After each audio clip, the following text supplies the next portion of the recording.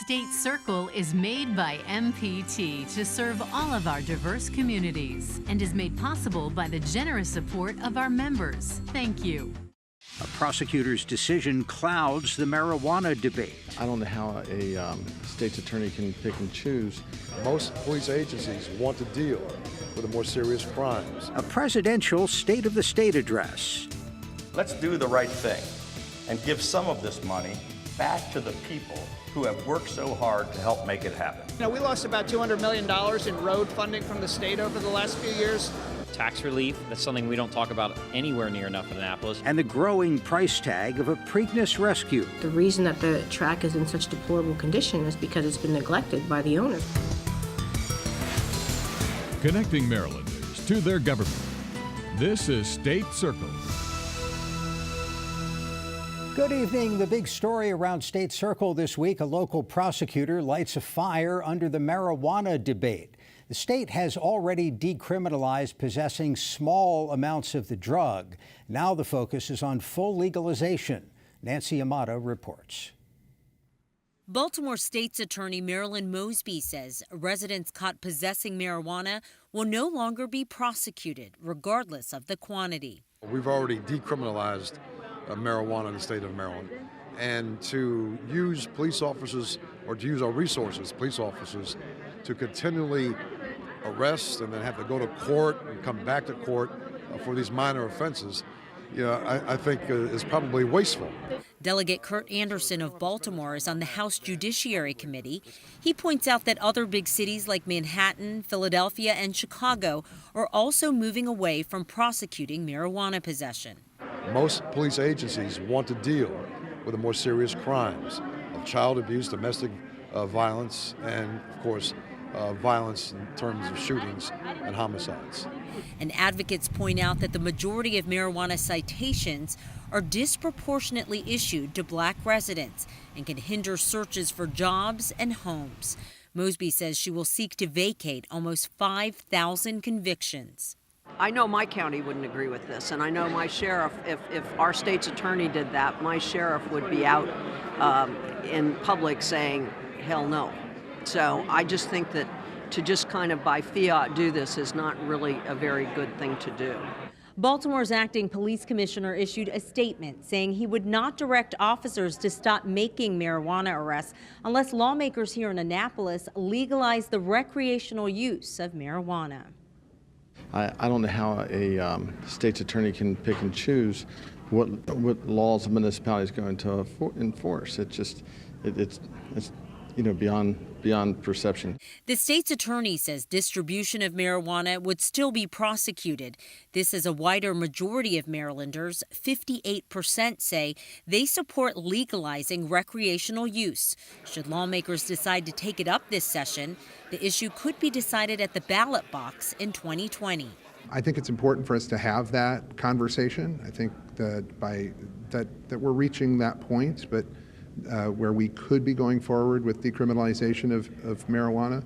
The question is going to be, how do we do it, and how do we regulate it? How do we do it so that we avoid some of the pitfalls that other states have run into? Questions that the chair of the Judiciary says he's confident they can thoughtfully discuss in the days and weeks to come. I'm Nancy Yamada for State Circle. The General Assembly will again consider the controversial issue of whether to legalize medical aid in dying. Supporters refer to it as a Death with Dignity bill, and their legislation requires that a patient must have less than 6 months to live. Opponents, including the Maryland Catholic Conference, say the measure puts vulnerable populations at risk. There's now a plan for rebuilding Pimlico Racecourse. There's also a debate about the cost of keeping the Preakness in Baltimore. Charles Robinson has more on that. The track is the second oldest in the nation, and it's showing its age. A year ago, the Maryland Stadium Authority was asked to complete phase 2 of a study. Recommendations include demolition of all existing structures, including the track, replace the grandstands with a 4-tiered clubhouse and plaza, build a new dirt and turf track. In order to move ahead, the legislature would have to amend state law, which says the Preakness must be run in Baltimore. The Stronach Group of Canada, which operates the track, has made no secret it wants to move the event to Laurel Park. The current price tag to make these changes, $424 million. The reason that the track is in such deplorable condition is because it's been neglected by the owners for, a long time. So the solution is to keep the Preakness there, to follow the report recommendations of the Maryland Stadium Authority, to upgrade the track, and to keep it there, to fix it up, not just for racing and for the plans that LifeBridge has, but for also the community. My fear is if we do lose it at Old Hilltop and the Preakness gets reassigned to Laurel, that it won't be there for long before the Stronach Group that owns Laurel and other racetracks around the country will decide to move it yet to another venue. The timing of what could happen to Pimlico came as members of Maryland's equine industry descended on Annapolis to lobby for assistance for the state's horse industry. In between the conversation about the state's storied history were conversations about what could potentially happen and who would pay. To add another $500 million to rebuild Pimlico, the question is, where's the money going to come from? So it's a big issue. The roar of the crowds and the thundering whoos will return in May to Pimlico. But will it be the last hurrah? I'm Charles Robinson for State Circle. More twists and turns at College Park in the aftermath of an athletics scandal. School President Wallace Lowe has reversed course and delayed his retirement by a year. The Board of Regents agreed to that. Lowe had previously gone against the board's orders that he retain the school's football coach. That followed the heat stroke death of student athlete Jordan McNair. The Washington Post reported this week that the Regents paid $1.5 million for the investigation, including six-figure payments to several members of the investigating commission. A low-key and well-received State of the State address this week from Governor Hogan. Yolanda Vasquez reports. I pledged 4 years ago to create an environment of trust and cooperation where the best ideas rise to the top based on their merit, regardless of which side of the aisle they come from.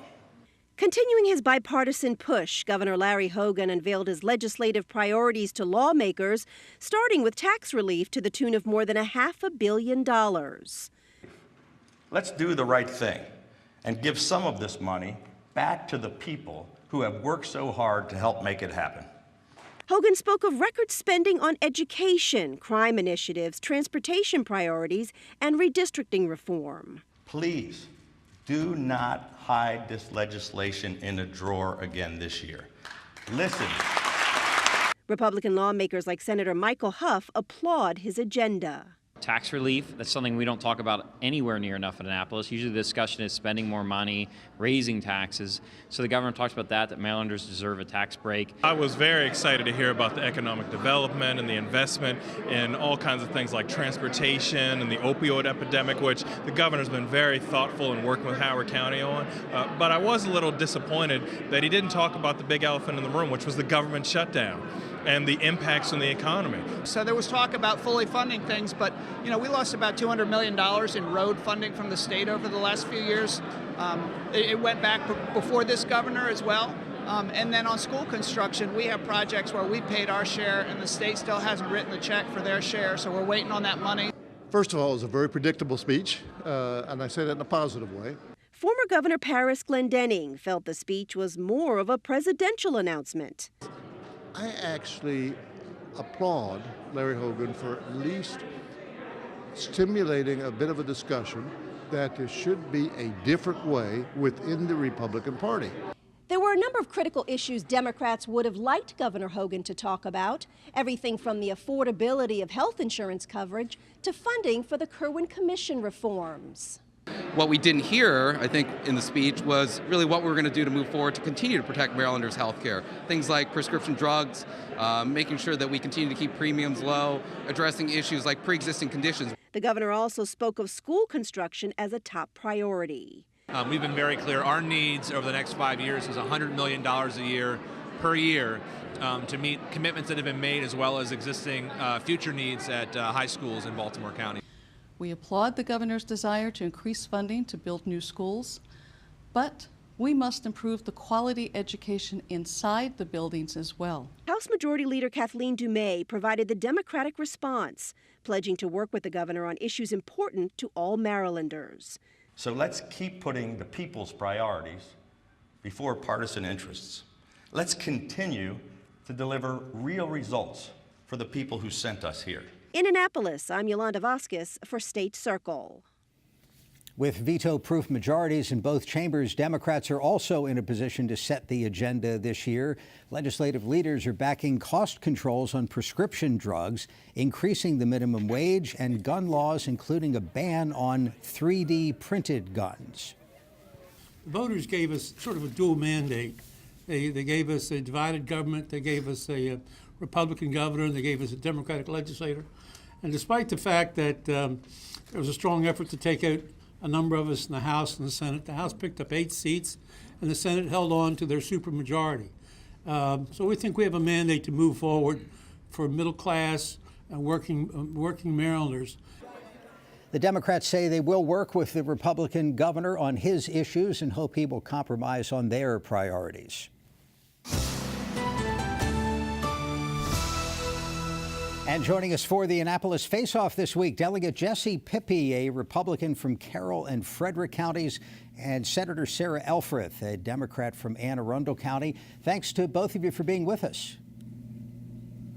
Thanks for having us. Yeah, enjoying. You're both newly minted legislators, just a few weeks in office. Tell me about your elections. What made you run in the first place, and how did you win?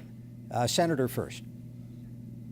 Sure, thank you for having me. My name is Senator Sarah Elfreth. I have the privilege of representing the capital city, Annapolis, and South County, Anne Arundel County. I have the seat that Charles Carroll once held 250 years ago. So I think I can speak for both of us when I say it's just such a privilege to be here in these halls that Thomas Jefferson and George Washington once walked, and now we get to be here making laws ourselves. It's pretty exciting. Yeah, and I'm Delegate Jesse Pippy, representing Frederick and Carroll County. It's an absolute honor to be down here. As the Senator alluded to, it's to be a part of history. It's just wonderful. The fact that folks back home put their trust in me to represent them, and we're working hard. We're working hard down here. So what do you think of the place after a few weeks at it? You haven't gotten into the real meat of making laws, but first impressions. Well, I have the privilege of serving on the Senate's Budget and Taxation Committee. So in addition to us trying to get all of our bills in by our Monday deadline in the Senate, I've been spending most of my time in budget briefings with the different departments, hearing about the way that we fund our government. Governor Hogan delivered his $46.6 billion budget to us 2 weeks ago, and my committee is just slowly working our way through it and making sure that we're funding our priorities, but doing so in a balanced way. Well, and now that I've located where the restrooms are and got my phone lines hooked up and staffing put together, I'm diving into Judiciary, which is the committee that I serve on. Very passionate about it. I'm also on the Public Safety Subcommittee, as well as Juvenile Justice, which I think are critical issues, especially today's day and age. So we're getting to work. Now that we know what we're doing, we're getting into the weeds of it. So here's what I really want to know. When do they hand out those special legislator license plates, and once you put that on the car, do you find yourselves driving any differently? I have not gotten my plates yet, but I also have my campaign bumper sticker still in my car, and I represent the district of Annapolis, so I live where I work, and I'm pretty well known now, so I don't know if I need the plates. I think I'm pretty easily identifiable. Yeah, you know, the plates, again, it's an honor to be a delegate. You know, what you have to weigh out is when you have those plates on, do you draw more negative attention or positive attention? We'll find out, but that's funny. We trust it'll all be positive. Senator, you are the youngest female ever to serve in the state Senate, and we understand from your Twitter feed that you were mistaken for like an intern or something. How did that happen? I was, and I was just actually in our little kitchenette getting some coffee at 8 in the morning, and a staffer asked if I was the intern, and I said no, and she said, oh, well, then you must be the new youngest woman in the Senate. So I don't know about the delegate, but we have the most diverse class in the history of Maryland, more women, more people of color, more people under 40 than ever before. So it's funny, but I also take it as it's an honor to be here amongst this class. Yeah, and as a fellow millennial to this esteemed senator here, you know what? We have a younger generation of folks that are passionate about the issues, that are hardworking. We are workhorses and not show horses, and you know, we're going to do good work for the state of Maryland down here. So I'm proud of to be part of that class. Well, let's talk about issues for a moment. You were both in attendance for the governor's State of the State address. Delegate first, what did you hear that you liked, and did you hear anything that you didn't like? You know, what I did like was that the governor took a very nonpartisan tone. He focused on bringing the state together, focusing on the issues that matter most to all Marylanders. I think that's important, considering some of the national politics. You know, I like the fact that the governor is fiscally responsible. I think that one of our greatest responsibility is being good stewards of taxpayer dollars, and I think the governor has done a great job over the last 4 years. You know, I come from a rural district, and some of my priorities include the agritourism communities, and so we're going to work with the governor on improving those areas as well. But I support the governor. I think he's doing a great job. I'm excited for this term, and I think we're going to do some good stuff for Maryland. Senator? And I love the governor's line about we can disagree without being disagreeable. Yeah. And I'm really excited to spend the next 4 years really debating the heart of issues, but doing so in a respectful and collegial way.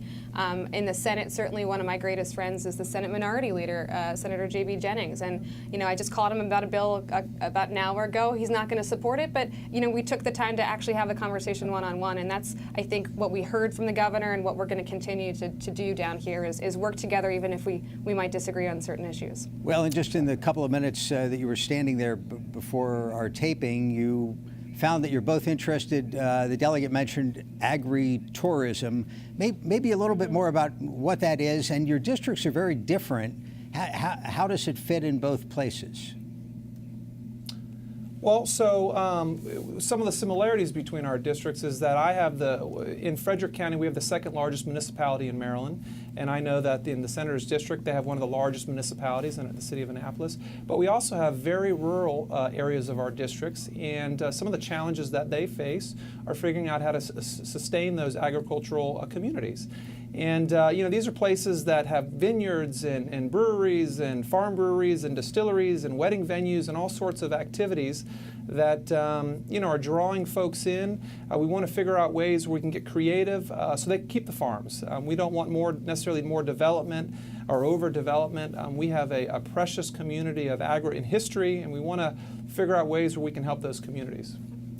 And I represent both the city of Annapolis, but South County, Anne Arundel County, which is very rural, and people like it that way. That's why they move there, to be close to the bay, but also have access to these beautiful farms and open spaces. So as the delegate mentioned, anything that we can do to support farmers and make sure that they can diversify their revenue streams, we'd like to do. We lost about 20% of our farmland in terms of acreage over the last decade. And local family farms are struggling these days, and we want to make sure that we provide them with every possible opportunity to make more revenue and to hold on to that farmland. Senator Alford and Delegate Pippy, thanks very much for your time, and again, congratulations.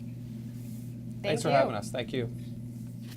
In the early 1990s, this program and many other MPT productions were hosted by a terrific broadcaster named Dave Durian. Dave passed away this week following a stroke. I had the pleasure of working with Dave here and at WBAL. He was a gentleman, he was a mentor, he was a gifted writer and presenter. Originally from Iowa, he had perfected a friendly, neighborly, but thoughtful approach to reporting the news. Dave Durian was 72 years old. Got an unused vehicle going nowhere? Donate it to the one place that can take you any place. Visit mpt.org/vehicles and support the programs you love on MPT. The MPT app puts our programs right at your fingertips, so you can choose when to watch, what to watch, wherever you want to watch it. Download it now.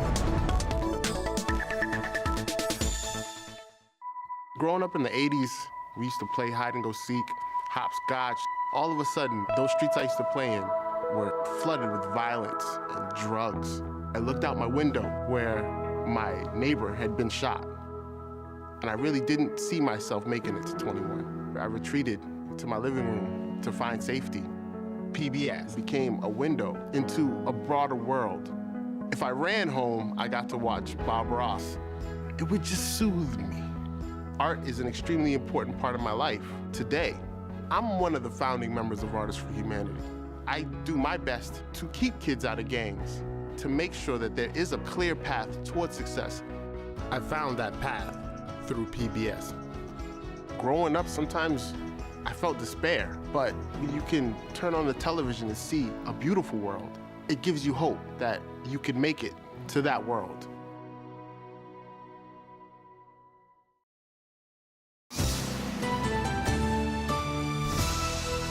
For the Political Roundtable this week, Charles Robinson joined by Bruce DuPoit of MarylandMatters.org. Gentlemen, thanks for being there. You know, there's a lot of discussion about Labor Day for a time of year when it doesn't feel like Labor Day at all right now. Right.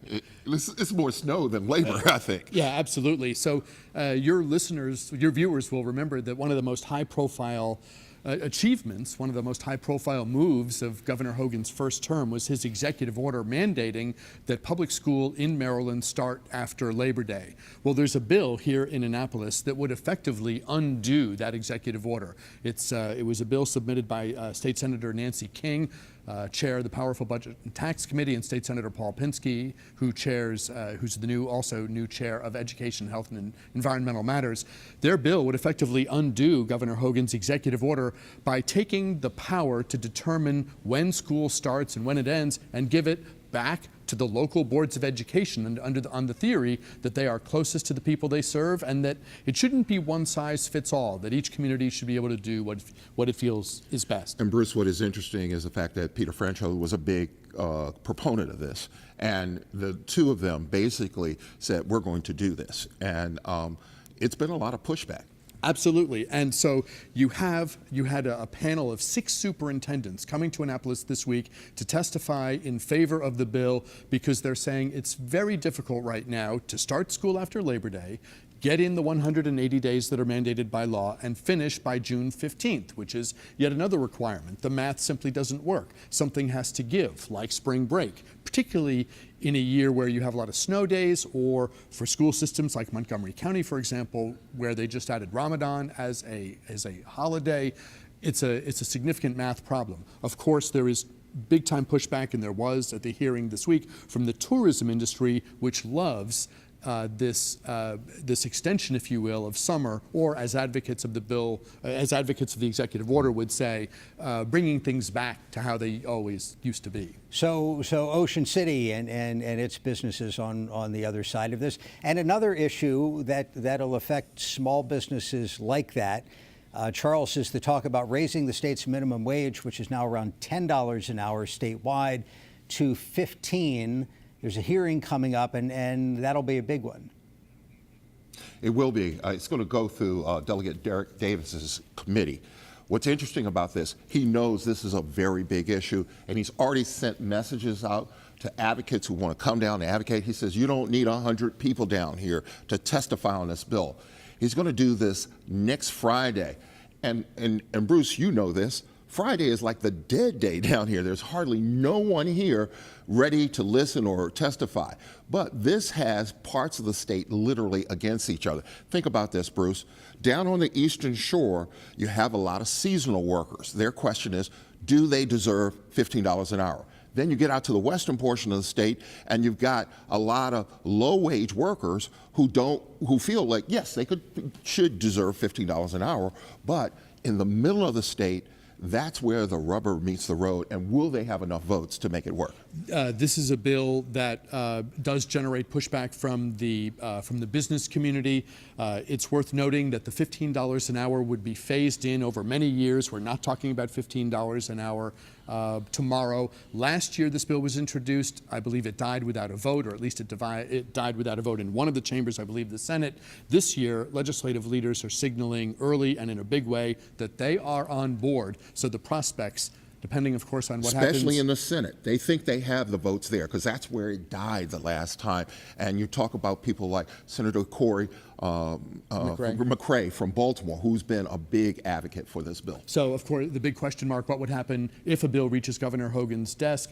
There are early indications that he has problems with it, potential concerns, but the landscape does seem much better now than it did a few short months ago. We have just over a minute. Let's talk about the Hogan for President campaign, which the Baltimore Sun pointed out doesn't really exist. He isn't actually doing anything to prepare for a run for president, but it's generated a lot of copy, a lot of attention. Bruce, you talked to Paris Glendening, former governor, also political science professor. In 30 seconds, what does he think? So Governor Glendening, who says he talks with Governor Hogan about policy on a fairly regular basis, believes that it is good for Maryland to have someone like Larry Hogan taken seriously. It's good for Republicans to have at least the potential for a conversation about who their nominee might be next time and an alternative to the current president. Does Larry Hogan face an uphill battle in a Republican primary? Paris Glendening believes absolutely he does, but Glendening cautions that we have been told in past elections that something is a sure thing or something else is highly unlikely, and we know the script always plays out in a very different way in reality. Money, Bruce. So, money. So they got to have it. Place no bets. You can read before it's ready. Bruce's stories at marylandmatters.org. Terrific website. Thanks for being with us. Have a great weekend. Now, for all of us at MPT, I'm Jeff Salkin. Thanks for watching State Circle, and have a good night.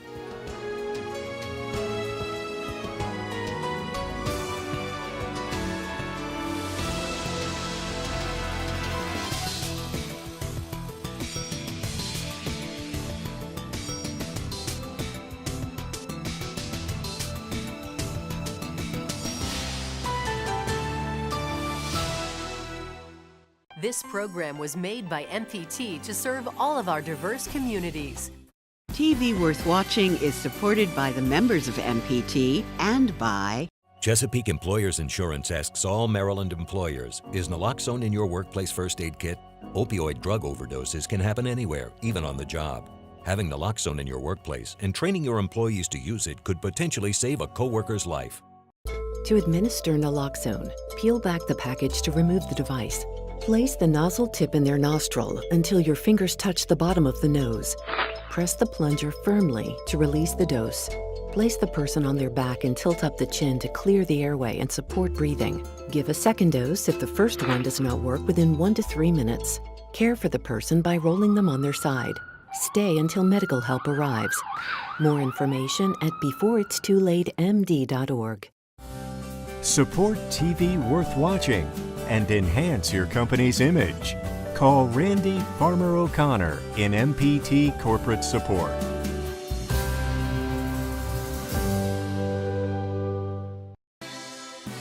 tonight on MPT. She's beautiful, glamorous, and men want her. But who is Marnie?